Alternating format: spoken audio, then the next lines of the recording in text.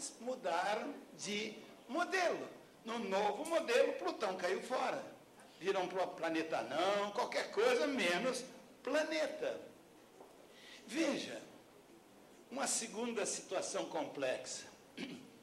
De onde viemos e para onde vamos? É complexa? Bota complexa nisso, não é não? Mas tem também modelos, não tem? Um deles, que é bem conhecido, é o modelo criacionista. Quer saber de onde viemos? Lê a Bíblia, está claro, lá Deus criou, precisava alguém para comandar, fez um boneco de barro, soprou-lhe a vida, veio Adão. Aí Adão estava muito só, Deus disse, não é bom que o homem fique só, façamos de meu companheiro. Botou Adão para dormir, tirou uma costela, fez a Eva. Eva e Adão transaram e vieram Caim e Abel, que continuaram transando e vieram os filhos deles, que continuaram transando. Dessa transa toda viemos nós, que eu espero que a gente continue transando, para dar continuidade à nossa espécie. Quem está no começo dessa transa toda? Deus criou. Por isso que o modelo se chama criacionismo. Todos aceitam piamente esse modelo? Não. Muita gente fala, é um modelo, mas tem outro modelo que diz, veio de um asteroide qualquer, um princípio de vida simples, caiu na Terra, que era uma grande meleca, foi evoluindo, até que uns 200 mil anos atrás, apareceu uma criatura complexa, que deu origem a dois ramos, a macacada e os seres humanos. Então, por esse modelo da evolução, por isso chama o evolucionismo, nós não viemos do macaco, nós viemos desta criatura que deu origem aos dois ramos. A pergunta, alguém estava no paraíso para ver se Deus fez um boneco de barro? Não. Alguém viu se caiu esse princípio? Não. Nós inventamos modelos explicativos. Claro, se eu perguntar para alguém que é adventista, ele vai dizer o quê? Que o modelo é o criacionismo. Porque o foco é a Bíblia, a palavra de Deus.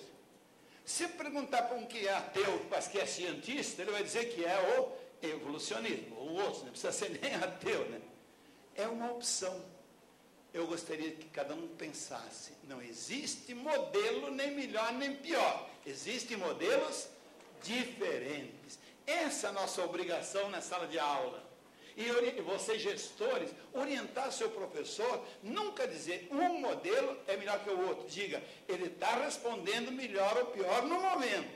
Mas daqui a pouco tempo eu não sei qual vai ser o melhor modelo. Uma terceira situação complexa. De que são compostas diferentes substâncias. Eu podia até trabalhar agora um monte de coisa, né? Por que isso aqui é durinho? Por que a carne é molinha? Por que o pano é molinho? Qual é a diferença? Ora, os gregos já tiveram essa encrenca. Inventaram um modelo que se chamava atômico. O que quer dizer a palavra átomo? Não divisível, não é não? Ora, quantas partes hoje conhecemos daquilo que não é divisível? Mais de 130. Né? Eu passei 5 anos no Canadá, fazendo meus estudos de pós, e a única coisa que eu estudei lá foi o que é um átomo. Mas aí sou modelo epistemológico, né? Depois de 5 anos, eu e outros que estavam fazendo doutorado nessa área, nós chegamos a uma grande conclusão. Aquilo que os alunos respondiam para mim, responderam, quando eu fiz todo o questionamento, eles diziam assim, átomo é a menor partícula da matéria formada por um núcleo que tem prótons e nêutrons e ao redor giram os elétrons. Alguém aprendeu isso também? Era isso que a gente decorava naquele tempo, né? Depois de 5 anos, nós chegamos à conclusão, esse átomo não existe. Aí o professor de química que fica lá nas camadas KLM, não sei o quê, né? E os meninos estão decorando a tabela. Isso não existe, gente. Isso é apenas um modelo que se criou, que ainda responde, mas já não totalmente. Quem está começando a acompanhar o desenvolvimento da nanociência, do mundo dos chips, a minha irmã é engenheira química, e ela é pesquisadora da Universidade de Veneza, na Itália. E eles estão pesquisando muito na química, né? O que tem lá por trás desses átomos? Daqui a pouquinho esse átomo nós vamos definir diferente. Vai ser outro conceito. Qual vai ser? Não sei. Estejamos abertos para outro modelo que apareça. Então, um professor de química na sua escola, orientado pelo seu projeto pedagógico, nunca deve dizer em aula, o átomo é para lá, diga, o modelo que hoje temos para o átomo. Porque ele sabe que já passou pelo modelo de Thomson, de Bohr, de Rutherford, não sei o quê, né? E diz, hoje é isso, amanhã não sabemos. Sempre deixa o aluno com uma possibilidade de ser um grande pesquisador no dia de amanhã. O raio num dia de tempestade, eu sempre coloco essa porque é clássico, né? Quantos de nós ouvimos falar assim, caiu um raio e matou uma vaca, caiu um raio e incendiou a casa, caiu um raio e partiu a árvore, caiu... De tanto o pessoal falar caiu um raio, a gente pensava antigamente que o raio caía. E para isso inventaram até um para-raio, né, não? Para dizer que ele segurava, parava o raio, coisa assim. Hoje, qual é o modelo que nós temos? Que a maior parte dos raios sobe e não cai. Então, o certo dizia, subiu um raio e matou a vaca. Subiu um raio e incendiou a casa. Subiu um raio e partiu a árvore. Mas não caiu com um raio. Olha, eu já escrevi isso no meu livro de física há 30 anos atrás, quando eu escrevi os livros de eletricidade, todo mundo dizia, que maluco que você é. Eu falei, é um modelo. Antigamente os repórteres falavam, cai um raio para cá, para lá. Hoje eles não dizem mais cai um raio, mas também não dizem subiu, né? Eles falam, houve uma descarga elétrica. Aí ninguém pode criticar, né? Por quê? Claro. Só uma perguntinha. Alguém aqui presente nesse auditório, antes de ouvir o que eu falei agora, pensava que o raio caía em vez de subir? Levante a mão só para eu ter ideia. Ai, minha santa periquita, você pensava que ele caía? Uai, claro, por quê? Ah, você vê ele de cima para baixo? Ai, minha santa periquita, eu vou ter que explicar. Vocês estão vendo?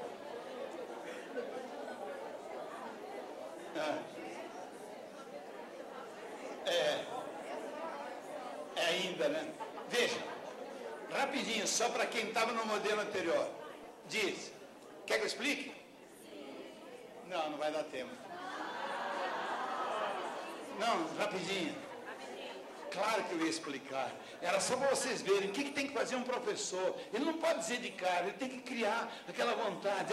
Agora eu quero saber, né? Eu quero saber. Era só brincadeira. Vou explicar. Aí entra o professor de física aqui agora. Cuidem bem da linguagem que eu vou usar.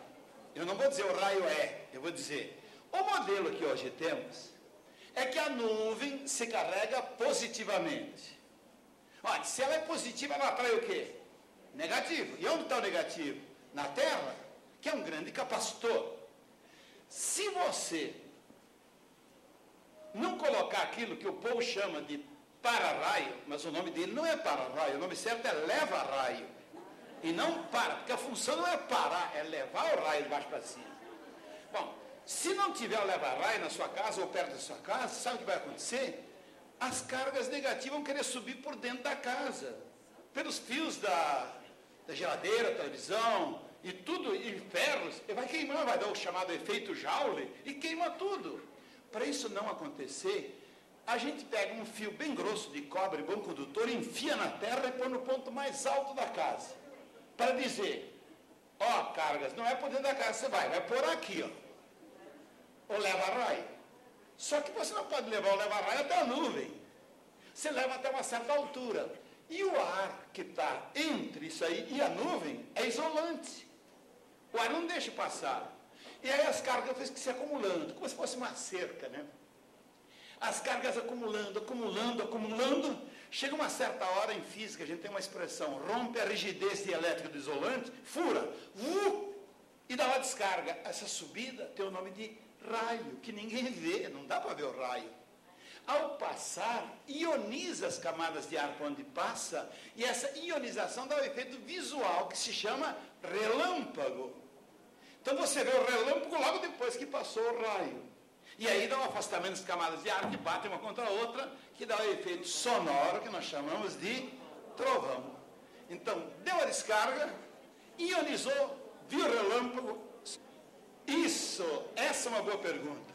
E você usou o termo correto. Por que a impressão que a gente tem? Porque nós fomos condicionados por anos e anos a alguém dizer, caiu um raio, caiu um raio. Então você jura que viu ele realmente. Mas é uma mera impressão sua. Não é porque você já está condicionado a isso. Claro, não, geralmente é na nuvem baixa, sabe? Porque na nuvem muito alta, ela não sobe nem desce, vai de uma nuvem para outra. Aí precisaria estudar um pouco mais. Isso. Bom, claro que, se quiser aprofundar, pega meu livro de física, ela está tudo explicado. Valeu? Bom, o que eu acabei de fazer agora com vocês? Eu mostrei o modelo anterior e agora mostrei um novo modelo. Agora vem a pergunta. O que aconteceu no mundo dos raios ao longo dos séculos? Continuou do mesmo jeito, não é não? Apenas os homens, eles não perguntaram para os homens, escuta, você acha que eu caio ou que eu subo? Né? O raio se comportou sempre da mesma maneira. Viu a conclusão que nós estamos chegando o tempo todo? Nós não descrevemos o mundo como ele é. Nós inventamos modelos explicativos. Conta isso para os seus alunos em sala de aula. Você que tem um projeto pedagógico, olha o que é a visão epistemológica, a sua opção epistemológica. Não descreve o mundo. Você inventa modelos e passa para os meninos. Eu vou num modelo até mais simples que todos nós vivenciamos. 4 mais 3. Bom, se eu perguntar de cara, quanto é 4 mais 3? Quanto o senhor vai responder? Agora não arrisca mais. Ficaram... Genial, genial. Bem que você falou, era 7, agora você já ficou na dúvida. E é para ficar na dúvida mesmo. Depende do modelo que você está trabalhando. Por quê? Antigamente falava 4 mais 3, 7. Não, 7 é só numa situação especial que 4 mais 3 é 7. Qual é a situação especial que 4 mais 3 é 7? Só se o 4 representar um conjunto de 4 elementos com a propriedade X. O 3, outro conjunto de 3 elementos com a mesma propriedade. Só nesse caso, 4 mais 3 será um conjunto de 7 elementos com essa propriedade. A primeira resposta que vocês iam ter me dado é 4 mais 3 igual nada. Quer ver? 4 mulheres mais 3 abacaxis. Dá 7 o quê? Viu? Um gaiato lá em São Paulo respondeu 7 abacaxi. Aí outro respondeu do outro lado 7 coisa gostosa. Isso provou que a matemática não é uma ciência exata. O povo dizia ciências exatas, ciências humanas. Não tem nenhuma ciência que é exata, nenhuma, nem física, nem matemática, química, nenhuma. São todas ciências de modelos. Agora, 4 mais 3 pode ser 7? Pode. Quer ver? 4 vacas mais 3 cavalos dá 7. Olha o elemento comum dos dois conjuntos, ser animal. 4 laranjas mais 3 bananas dá 7 frutas. Olha o elemento comum dos dois conjuntos. 4 mulheres mais 3 homens, o que dá?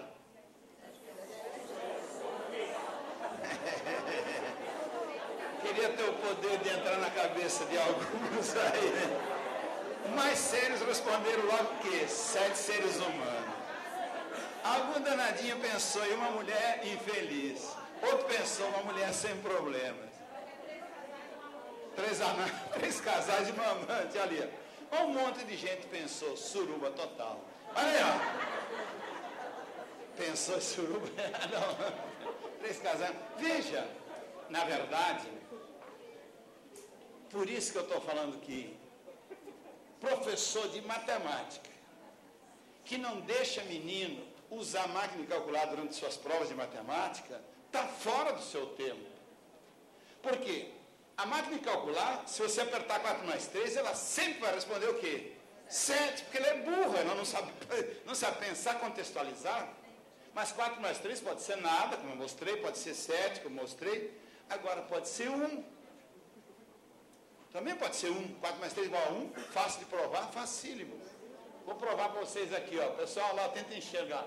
Esse treco aqui é o meu referencial. Lá vou eu.